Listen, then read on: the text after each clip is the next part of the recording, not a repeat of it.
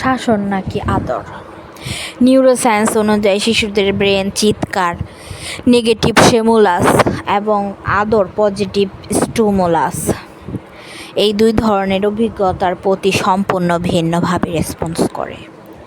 যখন শিশুকে চিৎকার করা হয় বা ভয় দেখানো হয় তখন তার ব্রেনে কর্টিসল নামক স্ট্রেস হরমোন নিঃসরণ হয়। এটি শিশুর অ্যামিগডালা ভয়ের প্রসেসিং এরিয়াকে অত্যন্ত সক্রিয় করে তোলে। ফলে শিশু আতঙ্কগ্রস্ত হয়, নিরাপত্তাহীনতা অনুভব করে এবং বারবার এমন অভিজ্ঞতা হলে ব্রেনের এই অংশটি অতিমাত্রায় সংবেদনশীল হয়ে পড়ে। এর ফলে ভবিষ্যতে শিশুর মধ্যে উদ্বেগ, আত্মবিশ্বাসহীনতা ও আচরণগত সমস্যা দেখা দিতে পারে। এছাড়া ক্রমাগত নেতিবাচক অভিজ্ঞতা নিউরনগুলোর সংযোগ গঠনে বিঘ্ন ঘটায়, যার ফলে শেখার সক্ষমতা কমে যেতে পারে। অন্যদিকে যখন শিশুকে ভালোবাসা, আদর বা সহানুভূতির সঙ্গে আচরণ করা হয় তখন ব্রেনে অক্সিটোসিন ও ডোপামিন নামক ফিল গুড হরমোন নিঃসৃত হয়।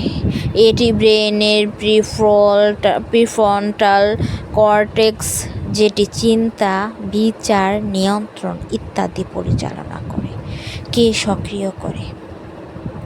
এতে শিশুর মধ্যে নিরাপত্তা, আত্মবিশ্বাস, শেখার আগ্রহ এবং ইতিবাচক সামাজিক আচরণ তৈরি হয়।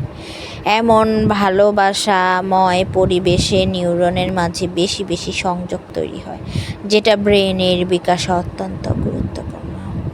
চিৎকার শিশুর ব্রেনে ভয় এবং নিরাপত্তাহীনতা গেঁথে দেয়, আর আদর তাকে শেখে ভালোবাসা, বিশ্বাস এবং আত্মনির্ভরশীলতা, যার ভিত্তি তৈরি হয় আজীবন মানসিক বিকাশের জন্য। এজন্য সচেতন, স্নেহ ভরা এবং সহানুভূতিশীল আচরণই শিশুর ব্রেনের স্বাস্থ্যকর বিকাশের মূল চাবিকাঠি। আমরা অনেকে ওদের অনেক আচরণে খুব বিরক্ত হই, চিৎকার করে ফেলি, যা ঠিক না। এখন থেকেই সচেতন হবেন, ধৈর্যের বিকল্প কিছু নেই।